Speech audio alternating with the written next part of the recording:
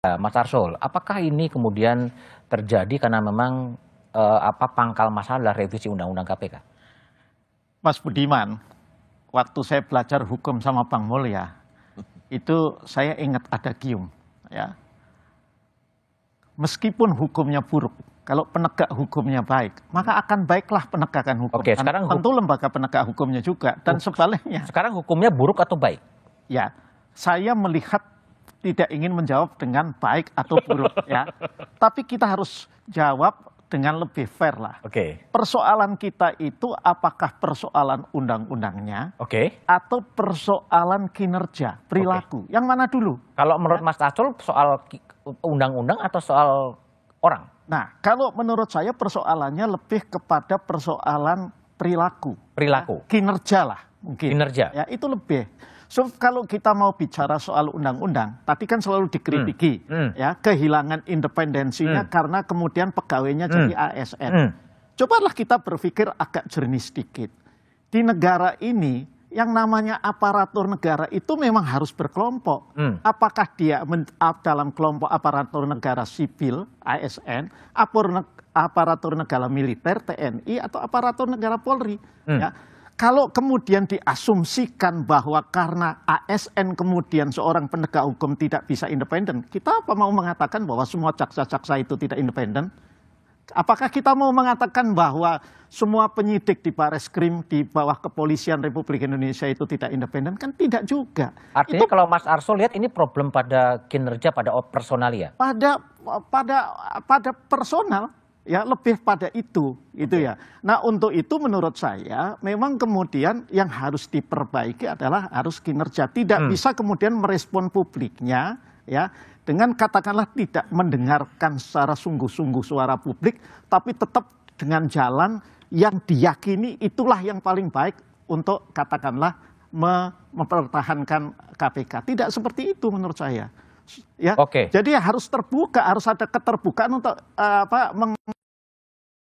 merespon kritik itu dengan sebuah perubahan, ya.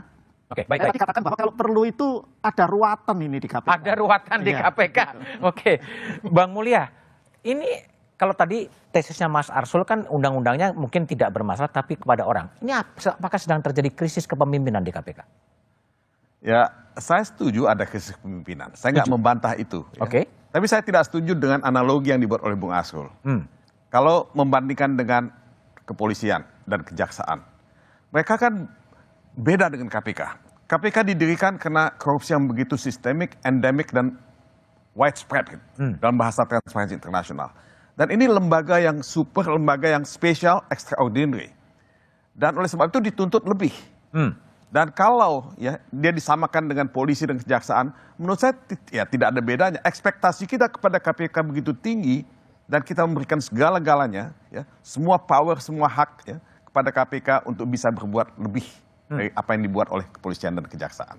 Oleh sebab itu, saya melihat KPK ini ya memang dihadapkan pada dua hal. Satu, undang-undang yang melemahkan KPK. Undang-undang yang melemahkan KPK? Di mana banyak sekali kelemahan hak-hak KPK, kewenangan KPK yang dipreteli ya oleh undang-undang. Tapi kedua juga ya kepemimpinan ya yang memang tidak seperti yang kita harapkan. Oke. Kalau kita bandingkan dengan KPK pada periode sebelumnya.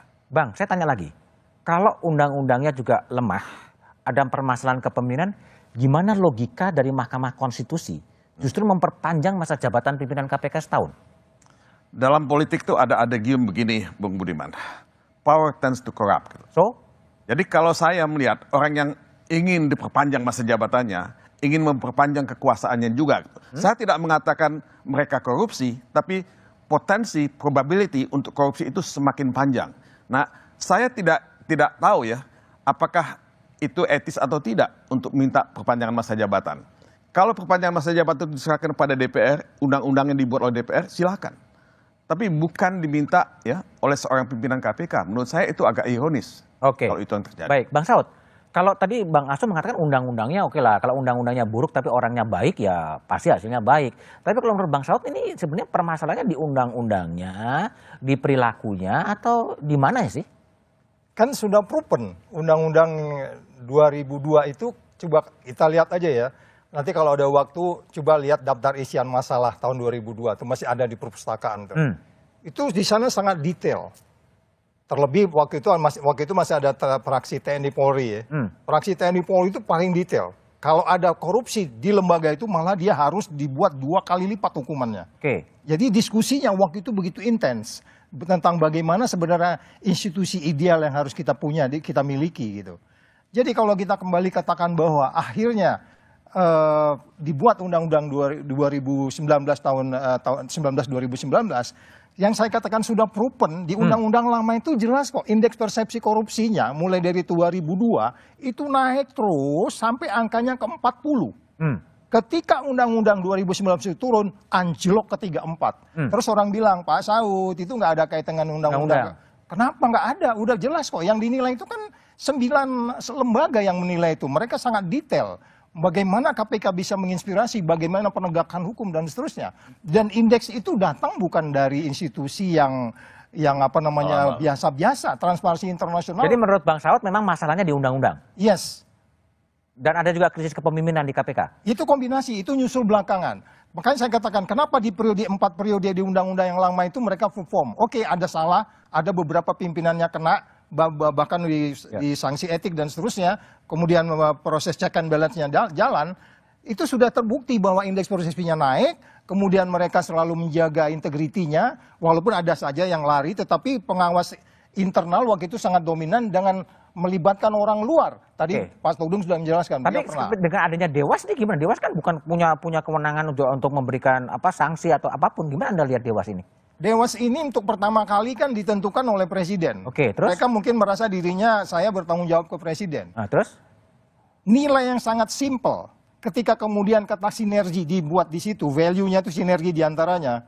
Anda memberhentikan 2 orang dengan cara begitu, pada bagian lain Polri mengirim surat balik bahwa dia diperpanjang, itu sinergi nggak dengan Polri kayak begitu? Begitu juga dengan kepemimpinan, begitu juga dengan yang lain-lain.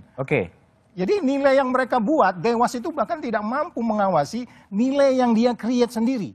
Nilainya itu sekarang, Mas Budiman, itu ada yang disebut ISKPK. I-nya integrity, S-nya sinergi, K-nya kepemimpinan, P-nya profesionalisme, baru yang terakhir keadilan. Ini semua dilanggar. Jadi mereka nggak paham dengan nilai yang mereka create sendiri. Nggak paham dengan nilai, tapi bagaimana menjelaskan? Mas Gufron, ini gimana nih penilaian senior Anda di KPK bahwa nggak paham dengan nilai dan ada semacam krisis kepemimpinan di KPK? Gimana Mas Gufron merespon itu? Mas Gufron, suaranya?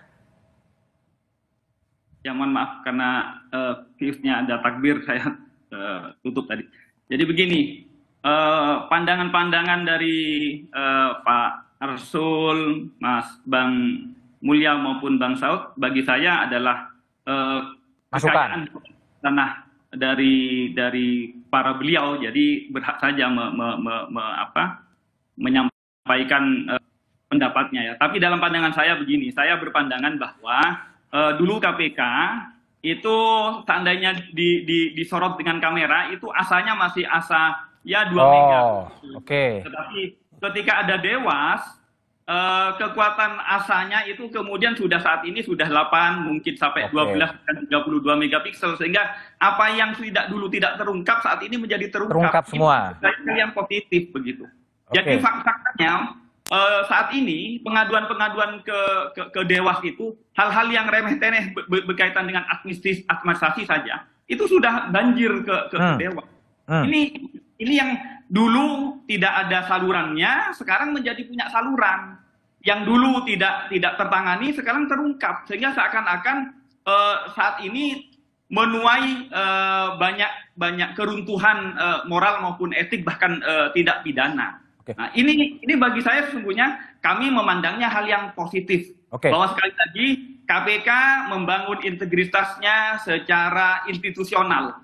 Bahwa kita tidak sedang mengagung-agungkan dan memproyeksikan seseorang dengan integritas seperti malaikat, tetapi kalau kemudian kami bersalah, ada yang bersalah, ya proses melalui saluran hukum. Misalnya ke kepegawaian, ada disiplin kepegawaian, etik ada Dewas, tindak pidana ke tindak pidana. Ini adalah akan membangun KPK yang kemudian terjaga integritasnya secara sistemik, secara by rule. Oke, baik Mas Gufron. Jadi dalam posisi yang sangat kompleks ya, ada mungkin juga ada prahara-prahara atau disaster muncul di KPK, ada ketidakpercayaan publik. Lalu kemudian apa ya jalan keluar terhadap KPK dan nasib pemberantasan korupsi di negeri ini? Satu meja kembali setelah jeda berikut ini.